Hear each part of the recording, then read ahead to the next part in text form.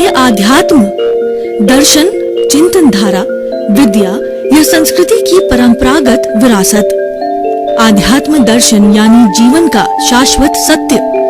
मानव जीवन से जुड़े शाश्वत सत्यों को जानिए और समझिए उपासक डॉक्टर सोहन राज तातेड़ से हमारे खास कार्यक्रम आत्मविज्ञान में। आत्मविज्ञान यानी सही दृष्टि, सही सोच। भाई और बहनों, मातृशक्ति को नमन। स्टूडियो में आपका हार्दिक स्वागत, अभिनंदन है, सत्कार है। आत्मविज्ञान, साइंस ऑफ द सोल कार्यक्रम के अंतर्गत हम आपको सही दृष्टि, सही सोच, राइट विजन, राइट थिंकिंग के तहत जो आपकी नकारात्मक सोच है, जो आपका गलत चिंतन है, उसको हम करेक्शन देते हैं। करेक्शन क्या देते हैं कि हम आपको सूत्र देते हैं, थिंक पॉजिटिव। जब आप पॉजिटिव सोचना चालू कर देते हैं तो आप डू पॉजिटिव, आप पॉजिटिव करना चालू कर देते हैं। जब आप पॉजिटिव सोचना चालू करते हैं, करना चालू करते हैं, तो उसकी निष्पत्ति आती है कि बी पॉजिटिव। तो हम आपको 3 सूत्र देते हैं, think positive, do positive, be positive. ये सारा कार्य हम अलग अलग एपिसोड्स के माध्यम से करते हैं। तो आज का बहुत ही सुंदर एपिसोड हमारे व्यवहार जगत का, जो कि हर एक को पालन करना चाहिए। तो आज का हमारा विषय पति पत्नी का दिव्य व्यवहार। भाई और बहनों, हमारी भारतीय संस्कृति में 2 तरह की परंपराएं चलती है। एक तो होती है गृहस्थ परंपरा और एक होती है संन्यास परंपरा। तो जब बच्चे का शादी का समय आता है और पूर्व जन्म से वो पुण्योदय लेकर के आते हैं, या 9 वर्ष तक का बच्चा, हमारी भारतीय संविधान के अंदर ये धार्मिक स्वतंत्रता है कि 9 वर्ष का बच्चा है वो अपनी मन मर्जी के गुरु के पास में धर्म में जाकर के वो संन्यास की दीक्षा ग्रहण कर सकता है। ये भारतीय संविधान के अंदर ये फ्रीडम है, ये उसका अधिकार है हर भारतीय नागरिक का, क्योंकि हमारा जो भारत है वो सेक्युलर राज्य है। ये जो धर्म निरपेक्ष राज्य है, कोई हमारे राज्य का कोई धर्म नहीं है, केवल मानव धर्म है। मानव धर्म का अर्थ होता है सबके साथ सम्मान करो, सबको प्रेम करो, सबको इज्जत दो और सबको जो है सर्वोदय दो, सबको समान अधिकार दो और सबको अपनी धार्मिक जीवन जीने की स्वतंत्रता हो। इस कारण से वह संन्यास ग्रहण कर सकता है। और हमारी भारतीय संस्कृति के अंदर पहले 100 वर्ष की उम्र हुआ करती थी, तो उसमें तो संन्यास आश्रम जो ऑलरेडी चौथा आश्रम था पहले, और उस वक्त के अंदर 100 वर्ष की उम्र हुआ करती थी। नेचर माँ भी जो शरेद जीवम, यानी तुम 100 वर्ष तक जियोगे, वैसी हमारे में यूनिबेल्ट सिस्टम जो है, हमारी ह्यूमैनिटी को, ह्यूमन सिस्टम को भीतर यूनिबेल्ट लगा करके भेजा करती थी, शर्त के साथ में तुम प्रकृति के करीब रहोगे, तुम मेरे नियमों का पालन करोगे, क्योंकि मैं तुम्हारी माँ हूँ, तो मैं तुम्हें जैसे संस्कार देती हूँ उसका पालन करो। प्राकृतिक नियम क्या है कि सम, शम और शम, 3 तरह का जीवन जो जियो। सम का मतलब समभाव रखो। आप जो है राग और देश के अंदर और क्रोध और मान के अंदर और जो है तिरस्कार और सम्मान के अंदर, लाभ और हानि के अंदर जो है आप समभाव रखो। ये तो सम हो गया। दूसरा शम, शम का मतलब आपके इमोशंस है। 4 तरह के बड़े इमोशंस हैं और 18 तरह के जो है अलग नेगेटिव इमोशंस है। 4 इमोशन मुख्य रूप से है क्रोध, मान, माया, लोभ। इन इमोशंस के ऊपर जो है वो नियंत्रण रखना, शमन करना जो है, यह जो शम कहलाता है। और तीसरी संस्कृति होती है श्रम की संस्कृति।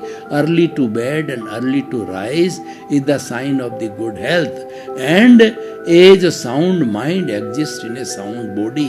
यानी हम जितने प्राकृतिक होंगे उतना हमारा जीवन लंबा होगा, सुखी होगा और आनंदमय होगा, क्योंकि प्रकृति से ही ये जीवन मिलता है। प्रकृति पंचभूतात्मक है, पृथ्वी जल अग्नि वायु आकाश से जो है हमको ये 84 लाख जीवा योनियों को ये पृथ्वी माँ जन्म देती है और इसी से पालन पोषण करती है। इसी से ही हमारे सब मन वचन काया के कार्य होता है और हम सब इसी में विलीन होकर के और पंचभूत जो है पंचभूतों के अंदर जाके समाहित हो जाता है। तो भाई और बहनों, हम जो बात कर रहे थे संन्यास आश्रम की, 25 वर्ष तक जो है ब्रह्मचर्य आश्रम, दूसरे 50 वर्ष तक जो है गृहस्थ आश्रम, 75 वर्ष तक वानप्रस्थ आश्रम और 100 वर्ष तक संन्यास आश्रम होता था।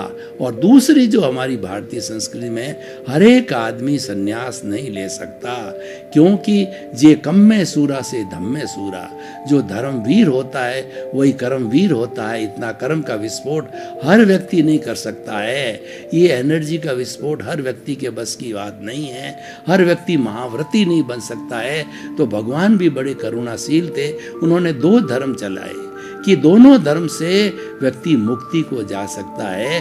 तो एक तो है आगार धर्म, गृहस्थ का धर्म, शावक का धर्म, अणुव्रत धर्म, और दूसरा है अणगार, ये सन्यासी का धर्म, ये साधु साध्वी का धर्म है, 5 महाव्रतों का धर्म है और उसके अंदर किसी भी तरह की छूट नहीं है। और अणुव्रत के अंदर काफ़ी छूट है। स्थूल रूप से जो हमारे महाव्रत है अहिंसा, सत्य, चौर्य, ब्रह्मचर्य, अप्रिय, उसका स्थूल रूप से पालन करना। क्यों? कि उसके घर है, उसके रसोई है, उसके संबंध है और उसके जो है अतिथि देवो भव, कोई अतिथि आ जाता है। लेकिन साधु के ये सब नहीं होता, साधु के रसोई नहीं होती और साधु के घर नहीं होता और साधु के कोई संबंध नहीं होता। उसके माता पिता सामने आके खड़े हो जाते हैं तो वो ये कहता है कि मेरे संसार पक्षीय माता पिता है, क्योंकि वो वसुदेव कुटुंबकम का सदस्य होता है, संपूर्ण जगत के लोग हैं, उसके भाई बहन बन जाते हैं। तो भाई और बहनों, दूसरा है हमारा गृहस्थ आश्रम होता है। गृहस्थ आश्रम की सुंदर व्यवस्था हमारी भारतीय संस्कृति के अंदर दी गई है। भारतीय संस्कृति ने मानव जीवन की जो लाइफ स्टाइल को 4 भागों में बांट दिया। पहला काम, दूसरा अर्थ, तीसरा धर्म और मोक्ष। काम और अर्थ हमारे व्यवहार जगत की आवश्यकता है, हमारे गृहस्थ जगत की आवश्यकता है, और धर्म है एक ब्रिज है, इससे चढ़ करके ब्रिज के माध्यम से मुक्ति को जा सकते हैं।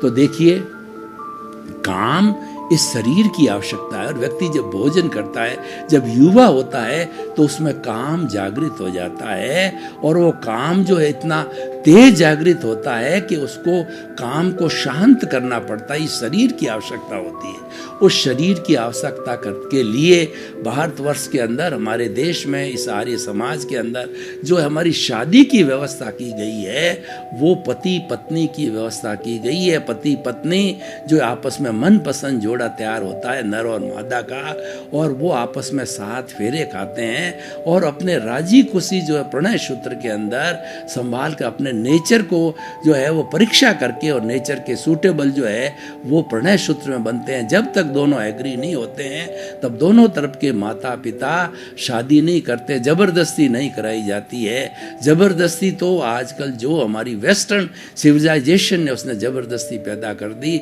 उसने विकृति पैदा कर दी हमारी इस व्यवस्था के अंदर। वो विकृति होने से डाइवोर्स होते हैं, वो लव मैरिज करते हैं। और आजकल जो कोर्ट ने निर्णय दिया है कि जो साथ के अंदर रहने का जो निर्णय है, फ्री है उसके अंदर नर मादा रहने का, तो बहुत गलत निर्णय है। क्योंकि जो है अग्नि और जो है वो मक्खन साथ नहीं होंगे। अग्नि के साथ मक्खन रहेगा तो अवश्य पिघलेगा, और मादा के साथ में अगर नर रहता है तो निश्चित रूप से कहीं न कहीं काम जो है वो अपना रोल प्ले कर देता है और उससे अनैतिकता भी पनपती। उससे तो अच्छा है कि आप किसी को अपनी पत्नी बनाना चाहते हो तो उससे शादी कीजिए, उससे लाइफ लॉन्ग का बॉन्ड भरिए।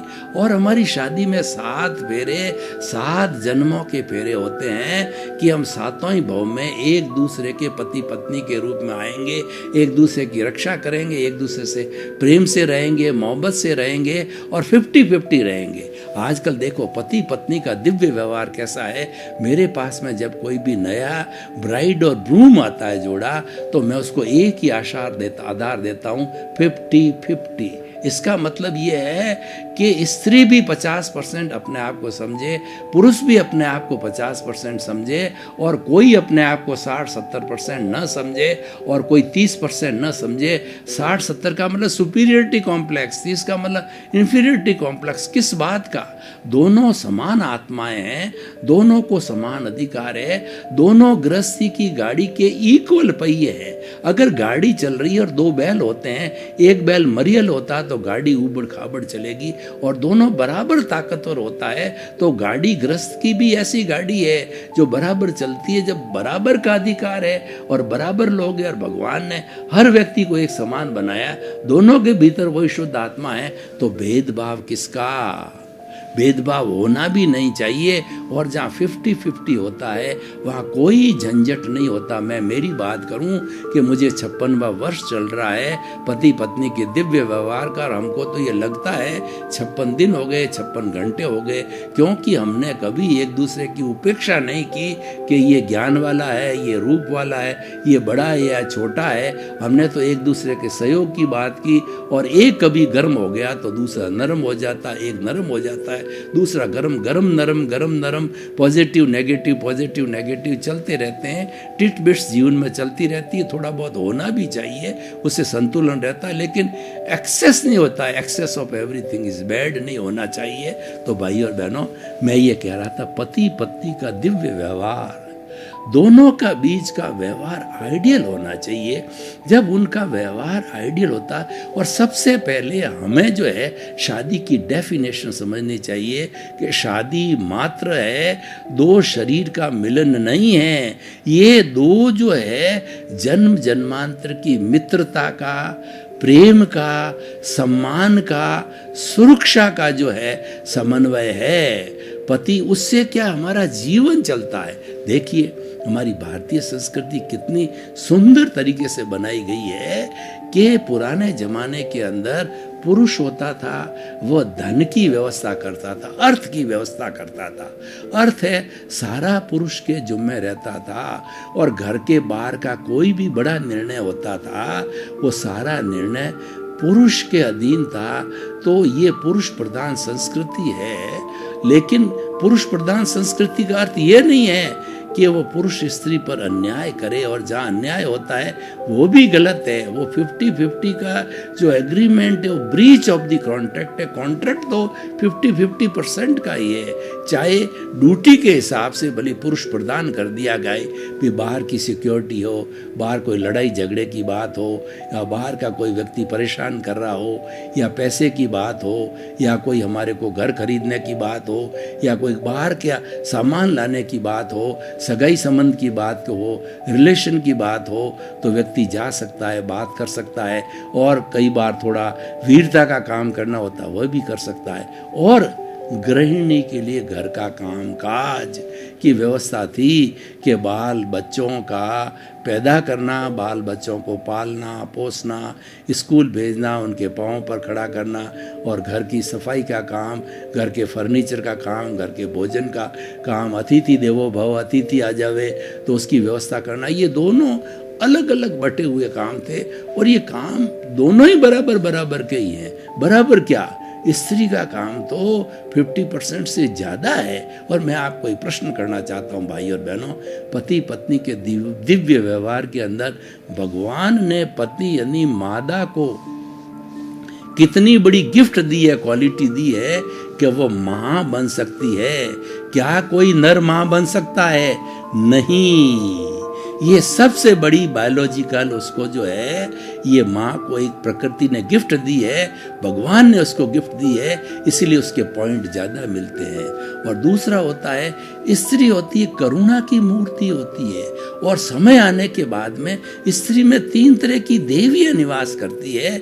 देखिए वह लक्ष्मी होती है, वो जिस घर के अंदर पाँव रखती है उस घर को जो है बहुत बड़ा समृद्धि से भर देता है, भौतिक समृद्धि करती है। और वही स्त्री जो है वो श्री यानी जो अध्यात्म की भी सहयोगी होती है, अध्यात्म में भी वही ले जाती है, तो वो अध्यात्म की श्री है। और दूसरा उसका रूप है, सरस्वती का रूप है। सब जानते हो कि सरस्वती देवी हमको ज्ञान देती है, उसको दीपक की उपमा दी है। जब कभी भी हम ज्ञान का कोई यज्ञ करते हैं तो सरस्वती की मूर्ति बिठा के उसके सामने दीपक जला के प्रार्थना करते हैं कि हे सरस्वती देवी, हमारे में ज्ञान को अवतरित करो, अज्ञान को मिटाओ और ज्ञान का दीपक जलाओ। अज्ञान अंधकार है और ज्ञान प्रकाश है। दीपक स्व पर प्रकाश है, हमारी आत्मा स्व पर प्रकाशक है। तो इसीलिए हमारे अज्ञान को मिटा करके ज्ञान को पैदा करना या ज्ञान के माध्यम से अज्ञान को मिटाना। तीसरी देवी दुर्गा होती है। कई बार आपने देखा होगा कि घर पे बहुत बड़ा संकट आ जावे या विधवा हो जावे पत्नी और बाल बच्चों का जो है भरण पोषण करना हो या उस पर कोई आपत्ति हो जावे तो स्त्री दुर्गा बन जाती है। दुर्गा 9 तरह की होती है। दुर्गा संहार करती है। शिवजी की तरह दुर्गा जो है पापियों का संहार करती है और सज्जनों को जो है वो रक्षण करती है। तो भाई और बहनों, तीनों रूप स्त्री में है। और स्त्री के लिए तो क्या क्या बतावें, हमारा पूरा धार्मिक ग्रंथ भरे पड़े हैं कि जन्मी जननी जन्मभूमिश्च स्वर्गदा।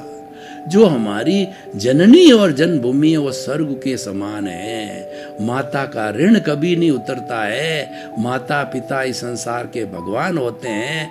पति पत्नी बाद में माता पिता बनते हैं, संसार के भगवान होते हैं। और अगर संतान रोज जो है उनके पैरों का पानी धोकर के पिए तो भी उसका ऋण नहीं उतार सकते हैं, क्योंकि वो संसार के भगवान हैं। इस पर एक बहुत बड़ी जो है मैं आपको एक उदाहरण देना चाहता हूँ कि शिव और पार्वती, उनके 2 पुत्र थे, कार्तिकेय और दूसरा जो गणेश जी थे। तो उन्होंने इनकी प्रतियोगिता कराई। तो कार्तिकेय का जो वाहन था वो गरुड़ था, जो एरोप्लेन की आवाज़, एरोप्लेन की स्पीड से उड़ता था। और कार्तिकेय का शरीर भी बहुत जो दुबला था, यानी हल्का था। और जो गणेश जी है उनका शरीर भारी था और उनका वाहन मूषक था, चूहा था। तो चूहे पर बैठ के गणेश जी क्या स्पीड से जा सकते होंगे। और तो जब ये कहा कि जो है वो 1 2 3 किया जो शिव पार्वती ने, तो गरुड़ को लेकर के वाहन उड़ा कि सारे संसार का भ्रमण करके जो कोई पहले हमारे चरणों में आएगा वो प्रथम विजेता होगा, उनको इनाम देंगे। तो वो तो कार्तिकेय तो उड़ा कि पहले मुझे आना है। और जो है गणेश जी ने एक युक्ति सूझी। उन्होंने क्या किया, मूषक पर बैठ करके जो शिव पार्वती के 3-4 राउंड मार करके और उनके चरणों में बैठ गया, वो प्रथम रहा। और कार्तिकेय बाद में आया।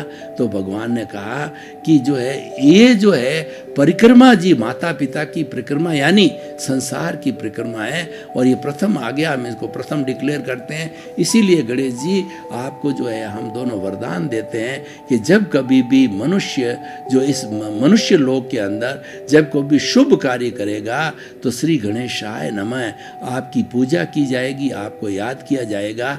और तभी से हम लगातार गणेश जी की शुभ कार्य प्रारंभ करने से गणेश जी की स्थापना करते हैं। मांगलिक कार्य, ब्याह शादी का काम हो, दुकान का काम हो, कोई भी मांगलिक कार्य हो तो सबसे पहले गणेश जी की स्थापना की जाती है। और घर में गणेश जी की तरफ, हमारे घर की तरफ मुंह के अंदर उनकी मूर्ति लगाई जाती। तो भाई और बहनों, हम पति पत्नी के दिव्य व्यवहार की बात कर रहे हैं कि दोनों के बीच में व्यवहार है, एक देवी देवता का व्यवहार होना चाहिए और उनके बीच में कभी भी मन मुटाव नहीं होना चाहिए।